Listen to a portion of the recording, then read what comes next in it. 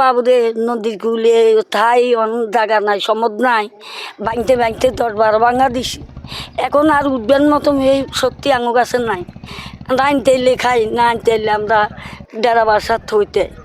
আমরা কোনো অর্থ নাই, সমদ নাই, টাকা নাই, পয়সা নাই, নিতাম কোনোটা কমি যামু যে সেই জিনিস নাই। বাবুরে শেখ হাসিনা আসিল আঙু কোনো কিছু আঙু বল খাই ন। আমরা নদীতে ভাঙতে ভাঙতে এখন খালাদা জিয়ার হুতাইছে।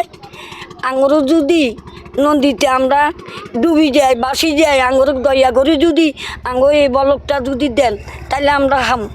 খালাদা জিয়ার তারেক জিয়া আমরা এই দাবি আঙুর আছে, আমরা চাই আঙুর যদি এই বলক গান দেয় তাহলে আমরা এইখানে থাকতে আর বাবুরে, নাহলে তো আমরা থাকবে মতন ব্যবস্থা নাই।